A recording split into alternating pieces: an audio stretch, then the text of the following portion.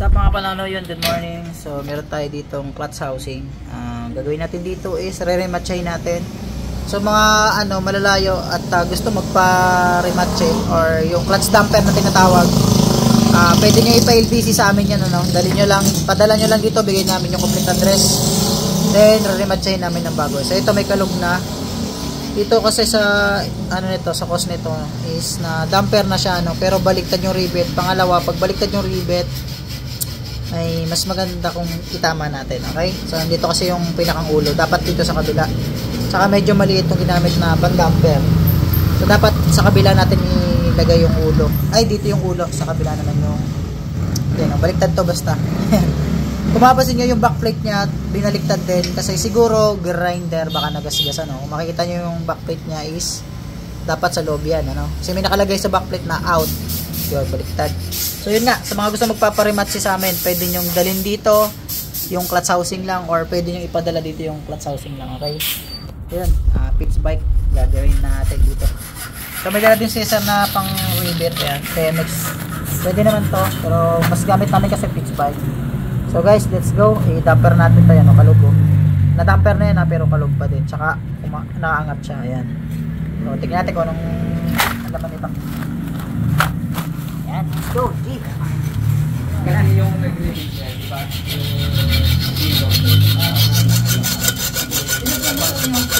Harap na list ko. Hindi niya kami nagturo. Yan, siguro. Wait na ganito.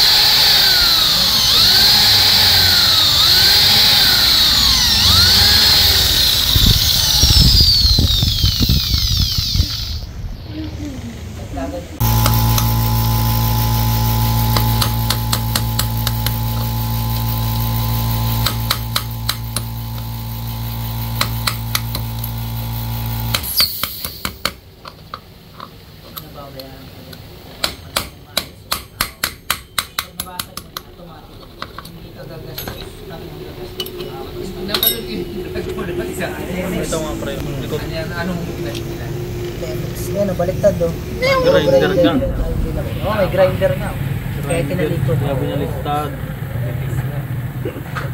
Kaya tinalikod, kasi puro tama ng grinder. So dapat doon talaga yan. Kasi yan ang out. Yan, nakalaka ng pangalan, out. Kasi nilagay sa loob. Wala nang basag. Wala naman. TMX ang pinalit.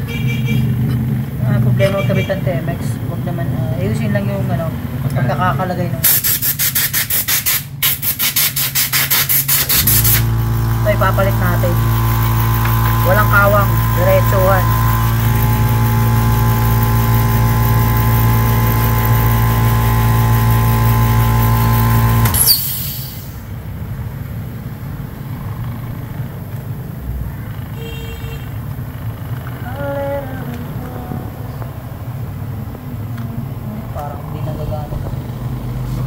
Talaga, tuloy lang din.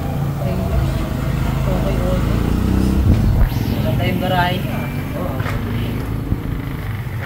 Tapos may ginagawa, may balot pa. Nakakabok siya na nakakabok pa. Okay, naging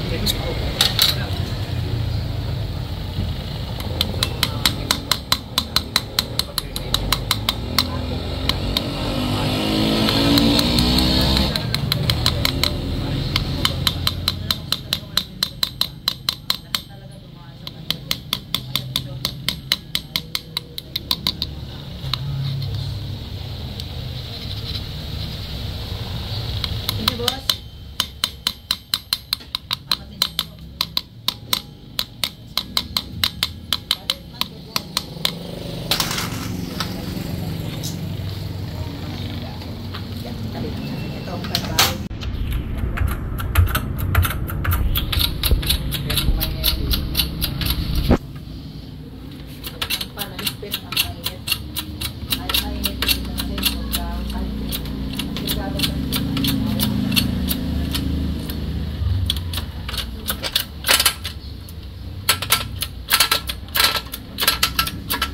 Maraming yung nagana eh, nagpulong-pulong kung ano ang itapak ko ay. Si Kuya, yung natulong dito. Pakain na nakaraan dyan.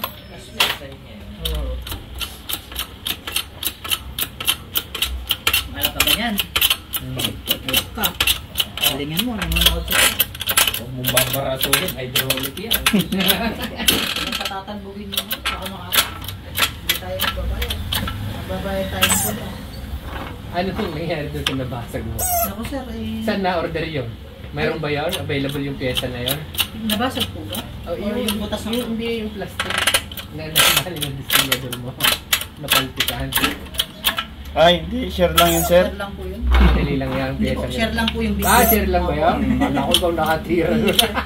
Sabi ko yun na ba? Welding ba? Share lang po yun sa... Ah? Hindi po kami yung may video. Bagay share lang Oo, yung video. hindi ko masyado na ano eh. Doon ako nakatingin sa pagpantik eh. Joke. Kawawa yung... Oy, pang... Kawawa yung ano nun, mekaniko. Oo, bayad ano. Ganun talaga. 2.5 yun sa rouser. Oo. Pero kukwento ko sa inyo, dyan ako na barangay. Ewan ko, ngayon iba kasi nagpagawa ko ng kotse ko. Hindi naman yun yung pinapagawa ko. Tapos, natamaan niya. Kaya, ayaw niya tanggapin na Mali niya. mali siya. Ayaw tumanggap ng balik. Eh di, nung nagbarangay kami, pinayadan din niya. Bye. Iba naman yung pinapagawa ko. Natamaan ng mekaniko na yun. Sadyang ganun, kasama yun sa trabaho. Hindi naman ako nagagalit. Ano ko lang, bayan ako, panitan mo. Ayaw tumanggap ng balik. Okay lang naman sa akin. Okay lang na. Okay na sa inyo. Kung nakakasa ayaw niya ngayon. Okay, pinipilit niya pa. Luma na daw yun, nasisira na sa iya. Hindi mo magsira.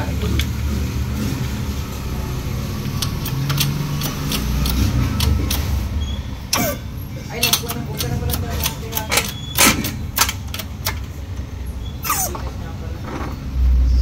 Kagabi. Pero yung kaibigan ko dati, mga 80s pa yun. At makatagal na nun ang ginagawa niya mga big bus. Ito meron din.